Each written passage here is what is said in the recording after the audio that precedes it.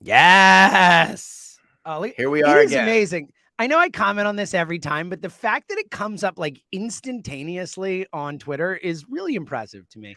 I know it's just Technology, man. technology and Yeah. algorithms and obviously, but I'm sorry. That's the 41-year-old me. It's like, But whoa, you hit go live and the tweet comes out right as you do it? Like how? It's amazing. I always think this about things like, imagine how hard it must be to invent something. Like, Oh like yeah. if I had the idea of being like, what if we had a platform that could stream to multiple social outlets at the same time? Wouldn't that be cool? It's like, well, that's the end of that idea because I certainly can't build it. But so it's Yeah, cool someone else did. exactly.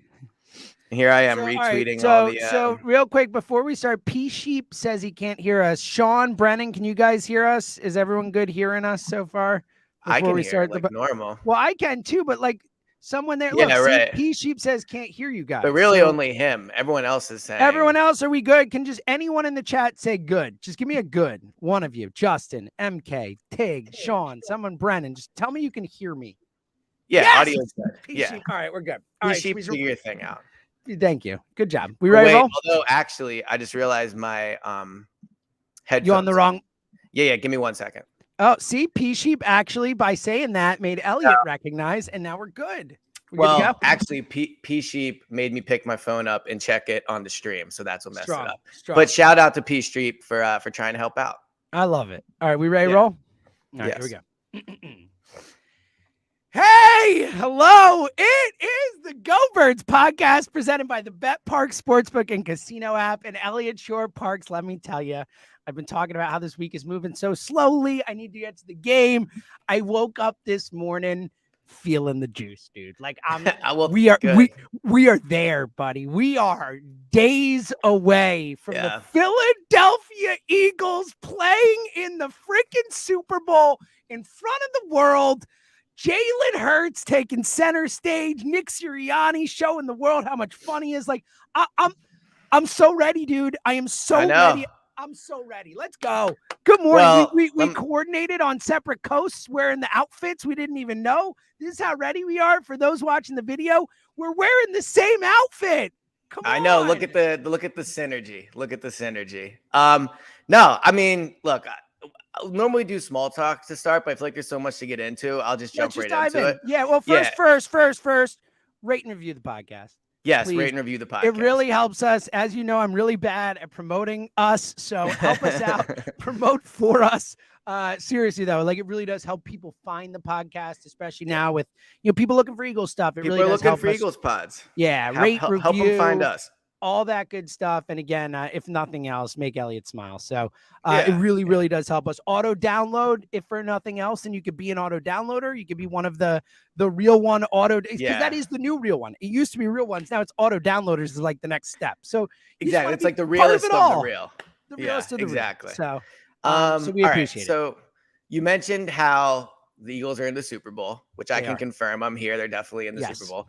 So yesterday, Jalen Hurts had a press conference, and obviously he's spoken already twice this week. He spoke at media night. He was really good. He spoke on Tuesday. Very good. Yesterday, which was Wednesday, my days are like, it all just blends together. Oh, bad, especially for you. Like it's been a slow week for us here. I can imagine out there, it's not necessarily slow, but I can imagine that it kind of all just mushes. It all just blends together. At least here yesterday, I knew we did Ask Me Anything on the air. So there's like a sense of normal. You know what I mean? Exactly. Yes. So Jalen spoke yesterday, and it was a similar setup to media night, not as wild, obviously, but it was a huge kind of ballroom. He was on stage. There were reporters from all over the world, France, just like all types of places, right? And let me tell you, like, look, we can nitpick parts of his game and like blah, whatever, but dude, if you could, I'll say it again. If you could build a quarterback from clay, that's what you want him to look like. Like the dude is unbelievable, man. Honestly, maybe if you could just build a human from that's what I'm clay. saying. Like it's just like he's perfect. It's like he's almost like a robot that was designed to represent a franchise as a quarterback. Dude, I mean, it's everything. It's everything, Elliot. I mean, even like his agent team and this and that. Like he's like perfect in every way. Well, that's what it's every box. That's what I'm saying. So he's up there. He's 24 years old, as we say often. He's giving like this beautiful answer about his dad and how much his dad means to him and like how he raised him. And then he goes into another answer about how the team that he has around him, which is an all-female team, and like, all-female team. yeah, and how he, I think it was MJ that had the quote, but he said it was either MJ or Kobe, and how he remembers that, some people save up a lot of money to go see a game and he always wants to put on a show. And it's like, look, ultimately teams play, they pay players because they're good players. That's why they get paid, right? You see it all the time where bad people around the league get money, right? Because they can play. But here's maybe on the team we're facing now. Go ahead. Sorry. Had to get in. Just had to. Little one. Just a little one. They're the enemy, Elliot. They're the enemy. Go ahead. They are the enemy. But like Jalen's going to get paid because he's a good guy. But the other thing is when you're paying a quarterback to be your franchise guy, it matters who he is, or it should matter, I should say. I would say more than any other sport, Elliot. I would say, I would agree with that. Quarterback is the most important face of a franchise in all sports, like at least on average. They're players. I agree with that. Yeah. And by when the Eagles pay Jalen, they're going to get a quarterback that they know can take them to the Super Bowl, and that they know, we'll find on Sunday, but we can already say it. Like they could win championships with Jalen, even if they lose on Sunday. They can. It's like that's what I'm saying. So, but what they're also getting with Jalen, and it was on display, and it's been on display this week in Arizona, is just the best guy you could have to represent your team. He's cool, he's nice, he's thoughtful, like, all these things. For what it's worth, he's like, he's African American and he's representative of like, a large portion of family. Like he's everything that you want in a franchise quarterback as a person. And I really think that was on display. And the Eagles fans, I'll say Jeffrey Lurie and the organization and everything, but I'll say the Eagles fans should be really proud to have this guy as their quarterback. And I don't think there's many people that are still holding out. But if you are one of those people that are still like, you were wrong about Jalen and you're just insisting on not admitting you were wrong, just give it up, man. Like root for the guy because he's worthy of being rooted for. Elliot, so I love this message. I couldn't agree more. And I think there are very few, but I know some, like my buddy CJ. I love her. Care, I love you. She is still holding out. She's just not ready to fully give into it. And it's like, at this point, like what more do you need to see from this kid, especially in this city? Like all we talk about in this city is wanting someone who's going to give it all they got. Like that's our baseline, right? We want talent. We want this, we want that. But like the basic thing you have to do here, like the one thing you have to do to really be beloved in this city is just give us what you got in you. Always try hard, always work hard, always give it 100%. And this is like the guy with that. He's that times a million. He's that even more than like Chase Utley. He feels like Chase Utley on steroids. It's crazy. I agree. Yeah. It's crazy, man. And I've talked about like, I honestly believe I don't remember Brady at 24 quite as well. I was obviously cognizant for it and remember it, but like I don't remember anyone like, and Brady might've been like this. If I had been covering the Patriots at that time, maybe I would have said the same things, but in my lifetime covering sports, I've never been around someone his age, someone at the age of 24 who is as composed, as together, as on top of it, as just right about everything, as hardworking, as dedicated, as competitive, like all these things that if to your point, and I love the way you've been phrasing this thing, because I think it's the perfect way to say it. Like if you were to take all the, not just on the field, but overall, all the skill sets and things that a human has in them and abilities and all that, and put it and build someone to be a leader of a franchise. Like this kid has it all. He has it all. It's like he was built in a lab to be the face of a franchise. It is. We are so freaking lucky. And again, I just want to emphasize, it's not just that it's Hurts in Philadelphia. It's not only is he perfect, but he is the perfect person for this city. Well, and the other part of that too is, we're using the built in a lab reference and Clay and all that. Part of it is like he went to Alabama and Oklahoma. Like, there's a reason, look, I hate paying my student loans. I got all types of thoughts on colleges, but the bottom line is there are just certain schools that are better training people for jobs and things, right? Like I went to Temple. There's a ton of Temple media members in the city. Like he went to essentially like a professional football school, and people can look and go, well, Alabama and Oklahoma quarterbacks maybe like on the field, whatever.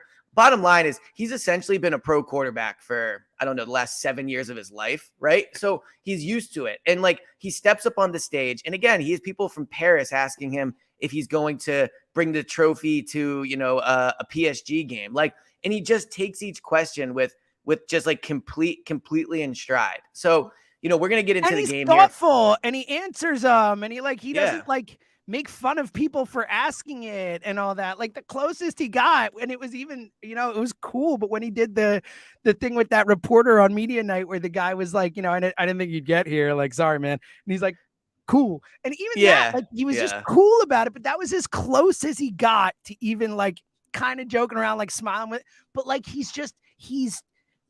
takes everything and doesn't like, he doesn't put people down. He doesn't shirk off responsibilities. He doesn't like, we've only seen a couple times, and there have been them. The Jeff McClain thing happened. Like there've been a few times over his time here where he's bristled the tiniest bit, but it's nothing. And those stand out because he never does. Yeah. And, to move it past Jalen a little bit too. Yeah. Let's get to the game. I'm ready, buddy. Yeah. Well, the reason I'm going to go with this is like, being around the team this week, and especially yesterday, because yesterday was a chance. So the setup was they were all in a huge ballroom. They're all at different tables. So it was not like the locker room, but it was similar in the way that they were all just able to be around each other with the media there. And it's not just Jalen. Like Devontae Smith, I think he said this earlier in the week, but he was asked about, playing in a big game. And he was like, well, I was built for this, so it's no big deal. I talked to Jordan Davis about playing in a big game. And now look, he's not going to get a ton of snaps, and neither is Nakobe for what it's worth. But both of them were just saying like, yeah, this is just kind of what we do, right? Like, yeah, like Landon Dickerson, like this is just kind of what he does. So one thing I've definitely picked up on now that I've been around the team 3 times this week, they're just the same, man. Like you don't see them acting any different. And their kind of calmness in this thing has started to make me view the game, potentially a little differently. So I think that as the week goes on, you can see that this team even Nick feels ready for it too. So yeah, I think they're in a really good place. Well, that's what we had Ronnie McLeod on the air at the end of last week. And that was something he talked about, was the idea that back in 2017, he thought the most important thing that team did was they kept it normal. They just did what they do. And it just, as much as it could possibly feel like another week, it felt like another week, he said. And they did their Saturday dinner, and they did, practice the same way they would. And they were, it didn't feel too big for them. And that's good to hear. Not that I expected it to, but those are, if you're looking at all right, what could happen, because we know the Eagles are a better football team. So you have to find reasons for them not to win. It's the experience, this, and we don't, I don't think, we saw in 2017 that it definitely doesn't necessarily have to matter. But it's good to hear that this week doesn't, at least to you, feel too big for them. All right, let's get into, because yesterday you had 7 reasons ready to roll about why this team is going to, and then we just never got there. And then we ended up talking about you. We talked about Radio Row. The internet wasn't great, I moved tables. We got out. So now we're here. Adventure. 7 reasons. Let's start, my friend, because let me just say off the top, I'm just going to give you, I'm going to just tell you, I have 1 reason the Eagles are better, but I want to hear your 7. So go ahead. All right. And all right. So here would be my 7 reasons. So I will say, like, some self-evaluation on Elliott Shore Parks. Ooh, when the matchup first started, my initial gut reaction was, I do not think they're going to win. And I do wonder if over the last week I've spent time convincing myself why I think that, as opposed to like looking at reasons the Eagles could win. Because once I felt the gut reaction as I wasn't going to pick them, maybe I viewed things differently when I looked at stats. Like, I'm just being completely honest, right? So I tried to spend some time these past few days looking like, okay, if the Eagles were going to win the game, how would they win the game? And here's what I came up with.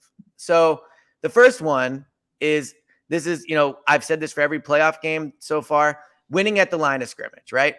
My concern for the game. We're starting off with a hot take. I see how it is. Thank you. Yeah. Win in the trenches. Win in the trenches, number 1. But here's what, exactly. Here's why I'm with you. It's a great point. Here's why I'm starting with that, though, because one of my main concerns for this game has been that the Chiefs offensive line is a very good pass blocking offensive line, and that the Chiefs defensive line is the second best pass rush in the league. So I think that'll cause problems.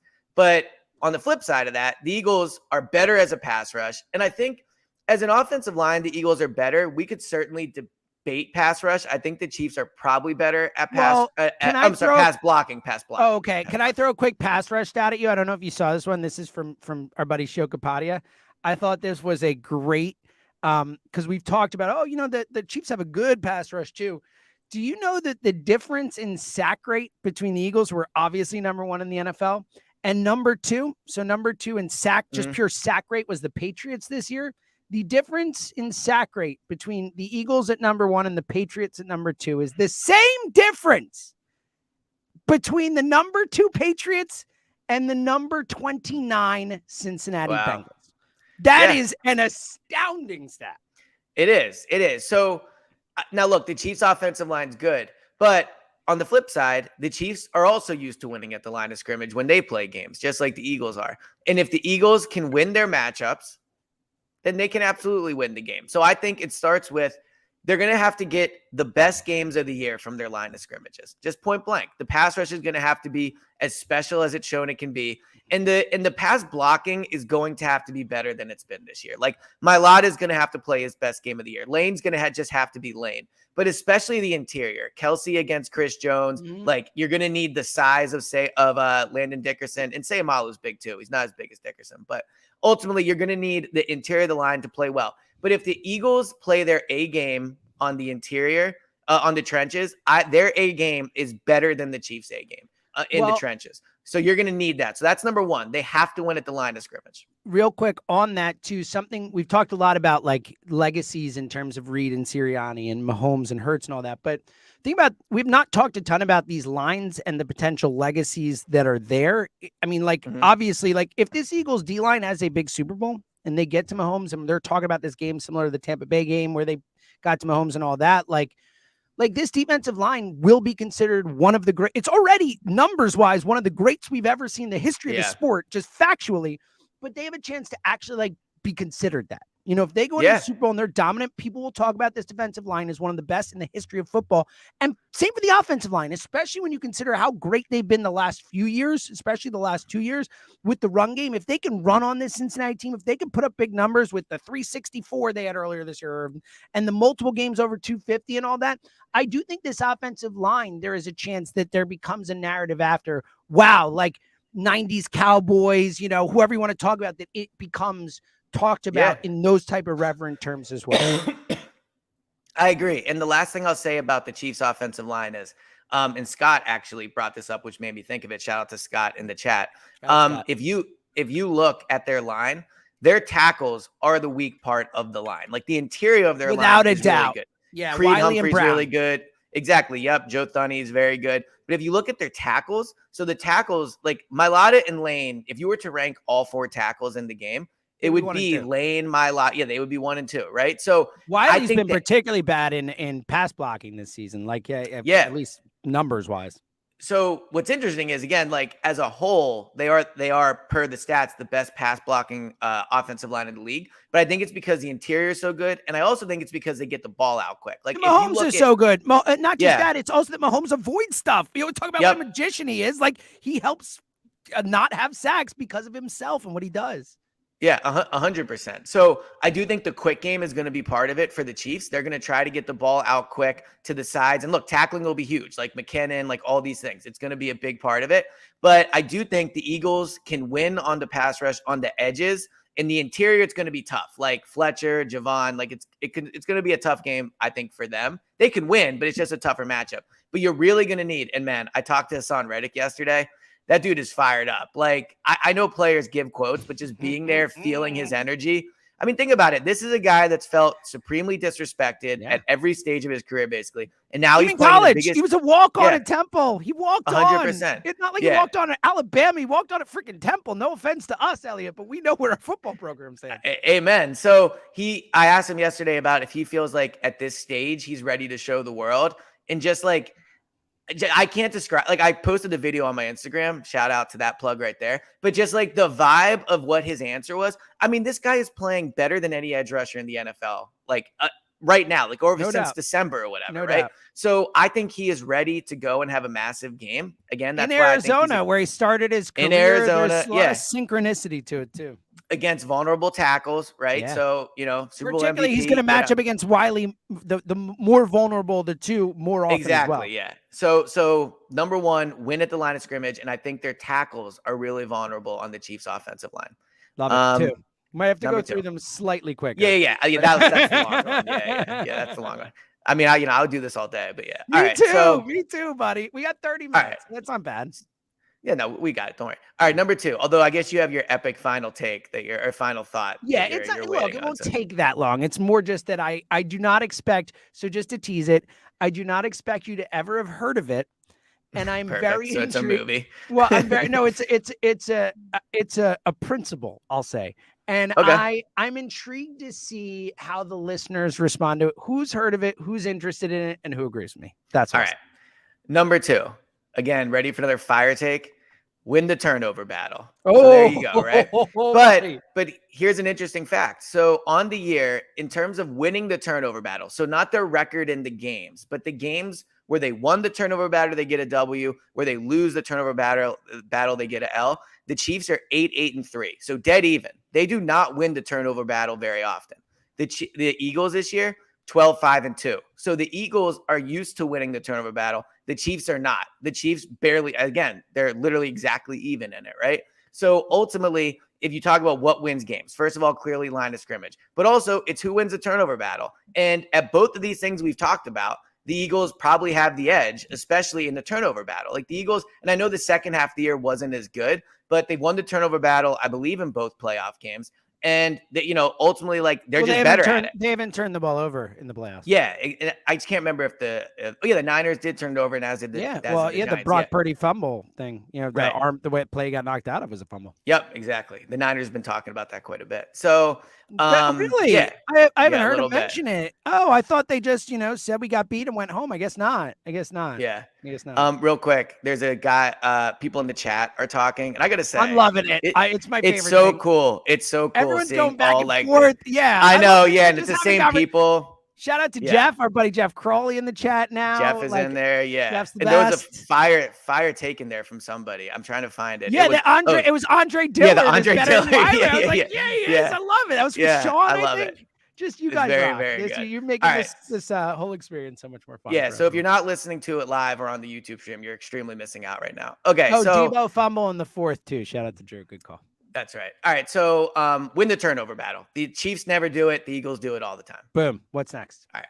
Number 3, red zone offense. The Chiefs are 30th in the NFL in red zone offense. The Eagles are 3rd in the NFL in Chiefs are 30th in the league in red zone defense. The Eagles are 3rd in the league in red zone offense. So the Chiefs have one of the worst red zone defenses in the NFL. The Eagles have the 3rd best red zone offense in the NFL. Now, just to kind of flip that, if you look at it, the Eagles defense is 11th. So they have, right there with the top 10 red zone defense. The Chiefs red zone offense is 2nd. So Eagles and Chiefs offenses, both really good in the red zone. The difference is the Chiefs defense is horrendous in the red zone. So you think back to the 2017 Super Bowl, right?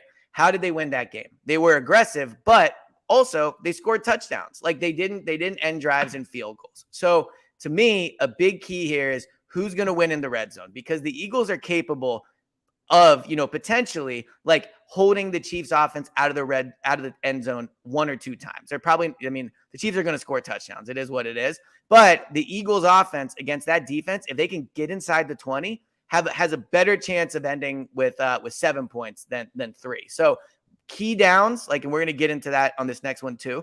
Key downs, I think the Eagles have advantages, and that starts in the red zone. Love it. Yeah, you're hitting it's like the Mad Libs of important. But here's the thing here. But here's what I like about this is you're taking the things that you would expect, turnovers, red zone stuff, but you're telling why, and that's why you're the best. Yeah. Full Thank stats. You. I appreciate it. Keep it rolling. Yeah, many say I'm the next Divinger. But all right, so people do say that to you for what it's worth. I've heard it with my own sometimes ears. Unironically. Okay, so all right, the next the next key down. Win on third down. Another fire take on what wins football games. Wow. But again, Mad Libs, buddy. I like it. But again, like the Chiefs are not as good on third down. And it's the same thing as the red zone, where the Eagles are 10th in the league on third down defense. So they have one of the top 10 defenses in the league on third down. And their offense is 4th. So they have an outstanding offense on third down. So the Eagles on third down are good on both units. The Chiefs on third down defense, once again, 17th. Like it's the weakest unit of the 4, because the Chiefs offense is obviously good on third down. They're 2nd in the league, but the Chiefs defense is 17th. And where I'll combine these together is, we were debating this yesterday on WIP. Like, does Jalen need to be special for them to win the game? And I think the answer is obviously yes. But that doesn't mean he needs to throw for 400 yards and catch a touchdown like Nick Foles does. What I think Jalen needs to do is, on key downs, like there's going to be 15 plays in the game, third downs in the red zone, right? And on those plays, he has to be special. I'm okay if they come out and they want to feature the run because they think they can do it. But even if you feature the run, you're going to be in 3rd and longs. You're going to be at 3rd and 5 and 3rd and goal at the 5, right?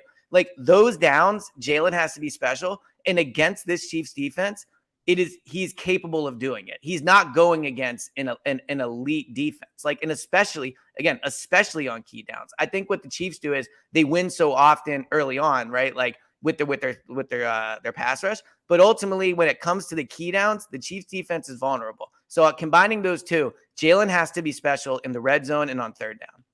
Yeah, I love that. And I do expect it. And to your point, this Chiefs defense is not, at no point have I watched them and been blown away by them. I feel like there's real opportunity. I mean, you look at their schedule all season, everyone rips the Eagles for not playing great offenses. Like outside of the Bengals and the Bills, they really didn't face any good offenses this year. I mean, they faced the Raiders and the Broncos and Seattle and Houston, the Broncos again, and the Rams. Oh, the Chargers. They had to face Herbert, and Herbert put up 27 points on them the first time and 24 the other time. So and Herbert also not as dynamic. And also, I think what stands out when you look at the list of teams that they played, really not a lot of mobile quarterbacks on the list. They've not seen a ton, anyone like Hurts. I mean, Allen, the closest thing on their schedule to Hurts, and obviously a different style, a different player. And guess what? Allen beat them. So, and also like Allen's extremely reckless against them. Yeah, he's a very reckless quarterback. So that's another major difference. All right, number five. So we're really flying through these bad boys now. We're doing great. This is phenomenal. We got. This is great. I'm very happy. All right, so I really, real quick, just because we got time, I'll say I really did wake up this morning feel like yesterday. Honestly, yesterday kind of sucked for me. Like, those days where everyone seemed in a feisty mood yesterday. Dude, it was one of those days where, and it wasn't anyone's fault, but everyone was getting on my nerves. Like, it was just like everything everyone did. Was and I think it was because it was the middle day of the week, and I was just kind of like, get this, I need this already. And this morning I woke up juiced. This morning I woke up ready to roll into the 4 days, and it's Super Bowl time. So the funniest thing is, so when we agreed to do the daily pods, we decided on a time, we're going to leave at 7 a.m. and we're going to do them on the road at, 8:20 your time, right? Literally every time one of us has texted each other, hey, I'm going to be ready early. The other person's like, all right, yeah, definitely, I'm ready. Yeah. I mean, keep in mind, it's, 6:20 in the morning here when we started. We started at, 6 or whatever, 6:05. Well, I'm texting you, your time, 5:30, being like, hey, I can be ready at 6:10 your time. Yeah. You're like, let's go. It was 5:15 or something Phoenix time when you texted me. Yeah. All right. Number 5, another key to winning a game, but why I think the Eagles can do it. Get a lead early and control the clock. The Eagles are one of the best teams in the league when it comes to scoring first quarter points. We've seen that, right? They've improved at it as it's gone on. But what the Eagles can also do is they can control the clock. So if the Eagles can get up, if they can just jump on the Chiefs, and I think that'll be hard. This one's probably a bit of a stretch. But if they can jump on the Chiefs, get up 7-0, get up 10-0, right? That would obviously be ideal. But even if it's 14-7, whatever, they can control the clock in the way that the Chiefs are 18th in the league in yards per carry allowed. You can run on the Chiefs, and the Eagles can run on absolutely anybody. Literally absolutely anybody. Literally, they can do it. Yeah. So it doesn't even really matter what the Chiefs are per yards carry, but we know that they're bad at it. So if the Eagles have to kill, if you remember in the Super Bowl against the Patriots, or late in the game. They were down at that point, so not the same scenario. But the Patriots were really moving the ball. It's when they couldn't stop Gronk. They had taken the lead back. And I remember sitting in the press box and saying, man, the Eagles are only going to win this game if they can hold the ball for like 9 minutes. And that's what they did. They went down the field and they held the ball. I think the drive was, I don't know, maybe it was like 7 It was like 7 minutes. Yeah. Still, it was long. It was like a large portion of the quarter. If the Eagles can get a lead or need to like keep the Chiefs offense off the field, they're definitely capable of doing that. They're 100% are. So that's good news. Like, I know we've gone into some games wondering if they can run the ball, and they always can. But this is definitely a game where if they need to control the clock and they need to keep a potentially red hot Chiefs offense off the field, they can do it. Yeah, I think it's a great point. And like, while you've pointed out this week that the Chiefs can run, they don't. They just don't. And it's Andy Reid. They don't. I'm sorry. They're 24th in the league. Yeah. We know what Andy's going to do. He's not going to run the ball. Even if it's working, even if Pacheco's getting 10 yards a clip, Andy's going to go back to throwing it. It's just what he does. So I'm with you. I think that you look at these two teams, I think the Eagles are clearly the one who can, really possess the ball, salt the game away if they need to and all that. I think that's a big part of this game potentially. Would you take the ball first? No. I wouldn't either. Yeah. Although, wait, let me think on that. I don't think I would. Ultimately, for the same reason as we did last week, because if you take the ball, you have to score. Like, you have to score. Whereas if you don't, look, you don't want to fall behind, obviously, but the pressure is then on the Chiefs to score. So I would not, but I will say if they do it, I wouldn't kill him for it. I like the idea. I'm good either way. And I'm good either way. Ultimately, I'm like 55-45 on it. You know what I mean? And I wouldn't take it, but I'll say this, like, really, and this is another simplistic thing, just you have to come out, like, they're going to have to play their A game. They're going to have to play their A game from beginning to end. I would be floored if like they can play their B game and win. So even if you take the ball or don't, like, you're going to have to come out firing on all cylinders. And the flip side of taking a lead is I think it's crucially important that they don't fall behind early, because if they do, like, if the Chiefs get rolling, it's going to be tough. All right. Number 6. All right. So I believe the interior wins the game, the quarterbacks win the game, all those things. But it's worth talking about all the matchups on the field. And the matchups the Eagles have at wide receiver versus their corners, and then vice versa, is extremely lopsided. It just is. Like, Snead is a very good corner on Kansas City, but ultimately they start 2 rookies on the outside. If you look at what they do, Snead moves around a little bit. Yeah, one of them's a 7th round pick, no less. Watson's a 7th round pick, and who, by the way, is horrendous. Like, he is very bad if you look at his advanced stats. Now, Trent McDuffie is pretty good. He was, I think, 16th in the league this year. Yeah, he was a first round pick, like 20. And the Eagles actually liked him a little bit, but 16th in the league in coverage this year according to Pro Football Focus. So, roughly top half of the league, or right in the middle there of starting corners, which is impressive as a rookie. Like, shout out to him. He's had a good rookie year. But ultimately, AJ Brown, Devontae Smith, like, they're just way better. They're way better. Now, I do think you'll see Snead move around. So I looked, like, this year he played 589 snaps in the slot, 370 on the outside. So they do like to use him in the slot, but ultimately the number 3 receiver for the Eagles, there's just such a large difference between the number 3 and then the top 2. So I think you will see them put Snead on the outside more. We are talking about Watson. Watson has not played in the slot a ton. He plays on the outside almost exclusively. So I wonder if they're going to move McDuffie on the inside. And if they do that, like, whoever Watson is up against has to win that battle. Like, and they're able to do it. They have to do it. Like, they have to dominate that battle. So I think the Eagles receivers have a very big advantage. And this goes back to the line giving Jalen time to throw the ball. But if they can give Jalen time to throw the ball, they can win their matchups on the outside against him. Yeah, and I would say the other way is an even bigger mismatch. Like Bradbury, Slay, Avante, and the safeties, CJ, GJ, and Epps against, and obviously not Kelsey. Kelsey's the one real weapon, but like against, MVS, and we don't know if Juju's going to play, but Juju and all, like, that is a real talent disparity. And I will say, now, look, of course, their receiving stats are going to be good when you look at how many points they put up. Obviously, they're going to have receivers that catch passes. Like, MVS's numbers were better than I expected, 687 yards, which doesn't blow you away. But what's wild is the year the Eagles won the Super Bowl, Alshon had like a little over 700 yards that year during the regular season. Yeah. So, and also 16.4 yards per catch. Like, their receivers have done a good job. But Like it's Slay, it's Bradbury, and it's Avante. They should win these matchups. Like big time. The way the Chiefs will move the ball is if they just have no answer for Kelsey, and I'll be interested to see how they cover him. But the other way they'll do it is if they get the ball to their receivers in space and they're able just to, like, they miss tackles, like all those things. Like Jerick McKinnon, obviously a huge deal in the passing game. They don't throw it to, how do you pronounce his name? I always mess it up. The Isaiah.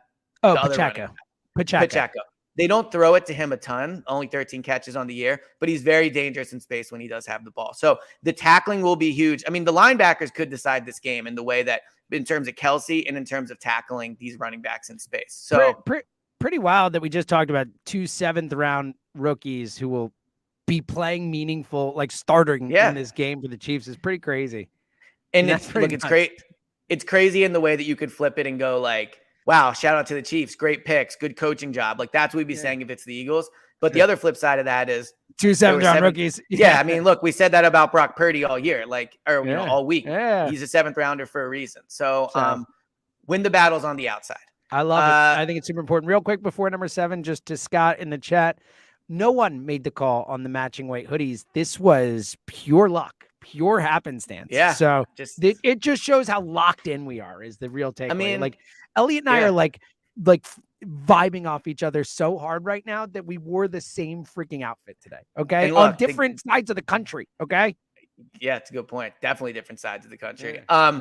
And look, it's getting closer to the game. So just like I'm feeling like the team is in their best space, we're in their best space. We're in our best space. The chat's the best it's been. Like everybody is vibing on a super level right now. It's a great point. Super. Nice use of super there. Thank you. Appreciate you that. Did. That was good. All right. Number 7. I touched on this a little bit, but I had it as my 7th point. So I guess I'll just say it again. Yeah. I mean, you build it as 7. You kind of got to do 7. Yeah. I got to stick with 7. Yeah. Like, Jalen has to be special, and Jalen is capable of being special. Jalen this year has made big plays on big downs. I'll go back to the Niners game. Early on in the game, 3rd and I think it was 7. It was the opening drive of the game, actually. 3rd and 7. They have the ball. They have to score. A blitz comes to his face right in front of him. He lofts it over the blitzer, gets it to A.J. Brown, who goes down and makes it. Like, Jalen all year on 3rd downs, and I should have looked these numbers up before I did it, but he's been really good on 3rd downs this year. I don't care what the numbers say. I know what I've seen with my eyes. He has been extremely good this year on big money downs. And again, he has been in the red zone because of how good the red zone offense is. So Jalen has to be special. Like, they're going to pay Jalen a ton of money this year. We talked about at the top of the pod why he's worth that money.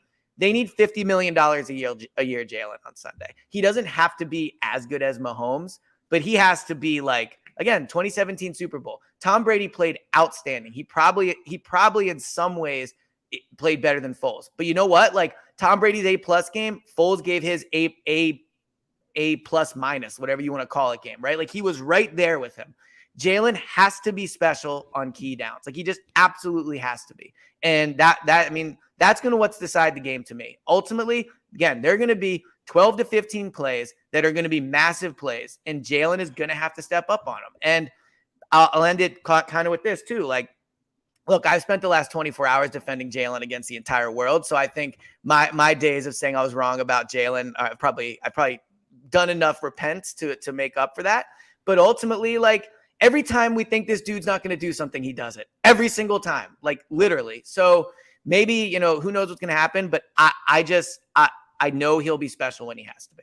Yeah, and I never expect anything else. And look, I think the thing with Jalen that we could say, and we've seen in these 2 games, is that his floor is so high in the sense that he's not gonna lose the game. He's not gonna make dumb decisions, make dumb mistakes, or at least he has proven so far in these playoff games. Like, he's not gonna cost them games. He's gonna do what it takes to move the offense down the field.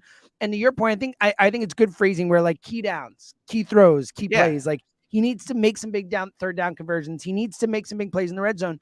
But I don't think it has to be Foles Brady type stuff. Like, because I agree with that. Yeah. Yeah. This team is so much better, I think, from top to bottom than the Chiefs, that I just think, like, I think Mahomes can be the better quarterback in this game, and the Eagles can still win, not, I want to say like convincingly, but I think they can win the game, comfortably somewhat, where it's not like that, where Jalen can just play well. And this team is so good. Jalen doesn't make mistakes, makes some key throws, some key runs in spots, and they're going to win the game type of thing, Now, and look, I'm never going to say I would again, throwing the ball is my thing, right? So, but it's Your just fetish. one more game. It's my fetish. So if they have to come out, if they believe they can come out and run the ball, then come out and run the ball. Like, I don't care at this point. But even with that said, that still means there's going to have to be downs where they're going to have to throw the ball at a high level. And that's when Jalen has to be special, but everyone has to be special. The offensive line has to block well. The receivers have to dominate on the outside. They have the ability to do it, right?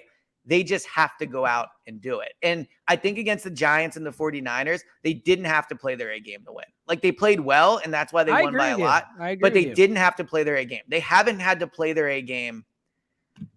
I'm trying to think. Like, I mean, I guess the Titans game, but even that was the Titans proved to not be that good. Like, the Giants and Packers were after, but even then, I think that the best game they played all year was that Giants 48-22 game. I think that was the most complete, most dominant the Eagles have looked all season. The Titans game's up there.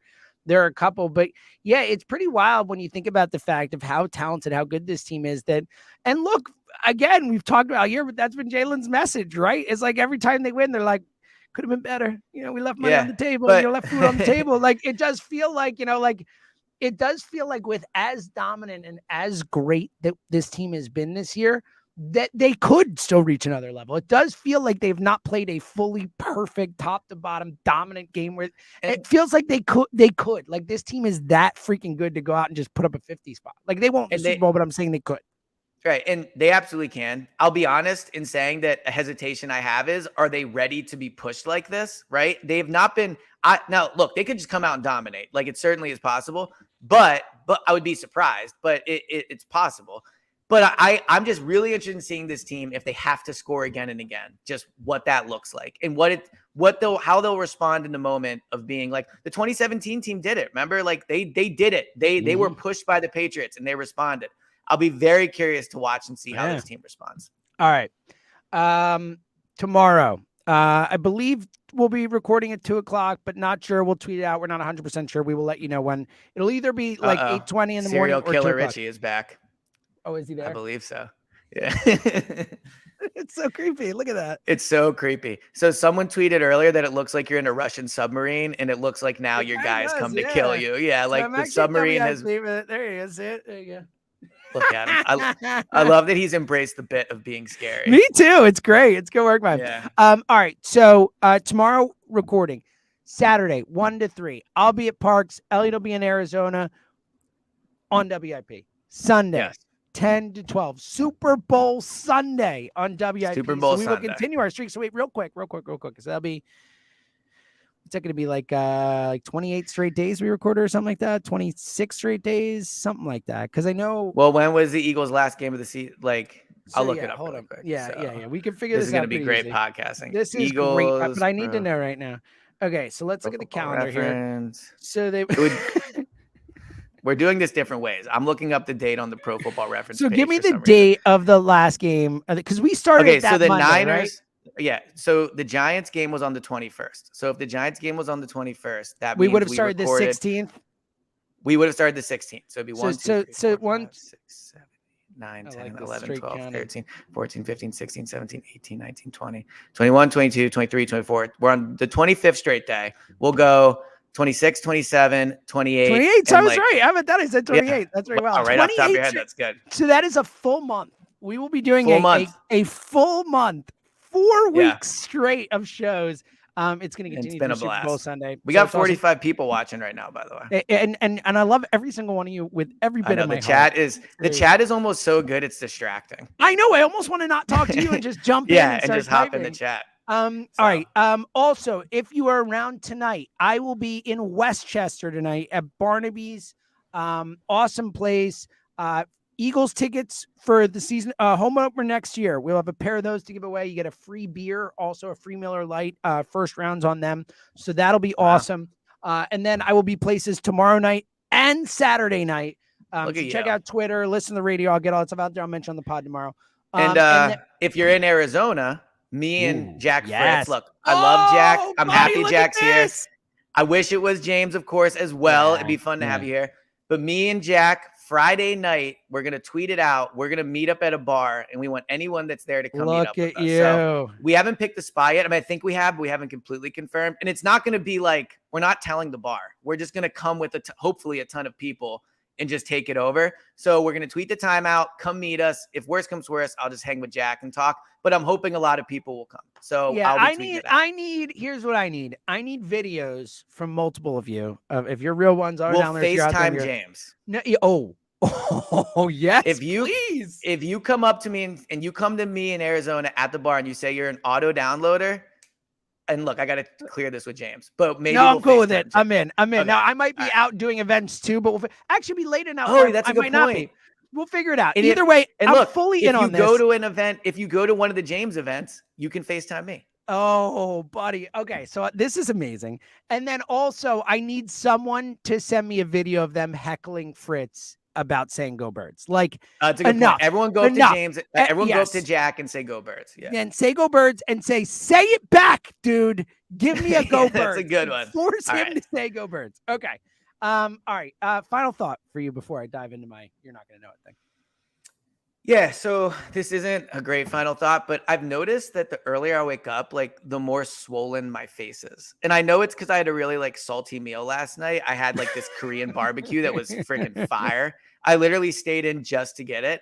But there's nothing worse than waking up and just having we've talked about this, but you know, like with your wedding ring, like the more swollen your hand is, sure. Like, that's my go-to indication to see how swollen, like I'll like check that. So anyway, I want to buy like a ice, kind of like the lint roller. Kristen has this thing she uses on her face to like make it swell down. Emily has that too. So yeah, I might buy one. It's funny. I've never once thought about this. I don't check my ring. You'll mention, I could tell like when it comes off, but like not even when you drink.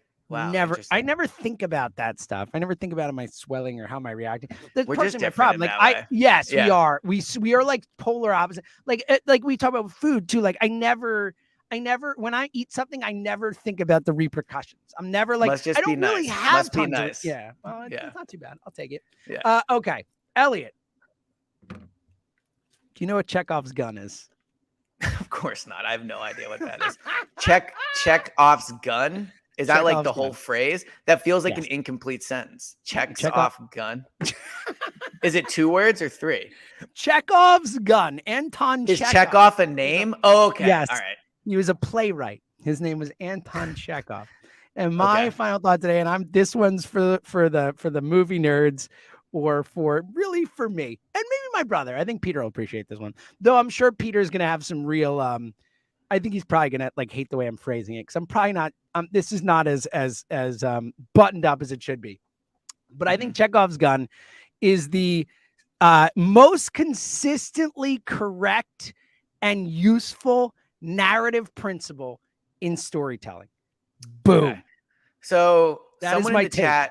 Someone in the chat. So would you like me to tell you what Chekhov's gun is? The idea of what. So Chekhov's gun is a narrative principle. It comes from the concept that Anton Chekhov believed that everything in a story must have a purpose. So like the idea being that if there's a gun early in a movie that is featured and it's like, oh, look at this gun, blah, blah, blah, that gun will have to have a purpose in the story at some point or another. You know what I mean? And now it doesn't always play out this way. There are people like Ernest Hemingway used to like to put, things in his stories that had nothing to do with anything and all that. But for the most part, and think about this moving forward, when you're watching movies and stuff, think about me and think about Chekhov's gun. Think about this, Elliot, when you're watching a movie, whether it's Chekhov's gun, whether it's Chekhov's phone, whether it's Chekhov's phone call, whether it's like you can't watch movies and not think about Chekhov's gun moving forward when you watch. Because all these things have purposes. When you watch a movie and you see this flowers is there for a reason, they comment on it and they point it out. That's going to come back into play in the movie, in the TV, and whatever you're watching. Shout out to Chekhov's gun. Right. Narrative principle that is applicable in every single thing you watch. All right. So you want my take on this? Yes.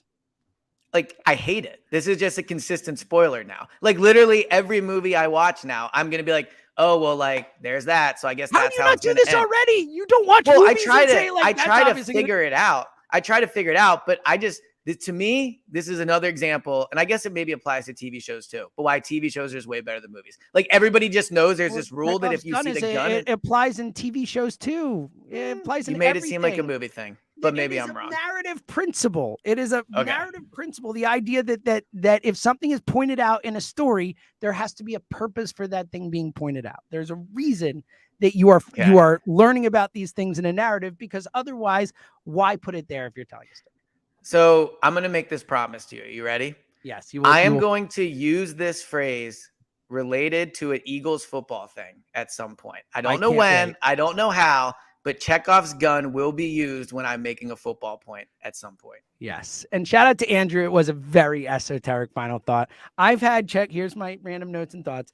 This one was for me. I've had Chekhov's gun at the top of my notes there forever. Oh, I also, for those who just saw it, Zoe offered me $100 to play with her dollhouse last night, to play with her and her dolls. It's funny she understands what $100 She was like, will you play with my dolls? I was like, give me a minute. And I always play with her. She's like, I'll give you $100. I was like, oh, really? I was like, money up front. She goes, here's $100. I'm like, this is fake. I'm like, I can give you a real $100. I'll play with your dog. James is like, that's more than my going rate anyway. So of course I'll do it. Yeah. All right. This one's for you, Scott. There it is. There it is. I think what they need is the final show before the game.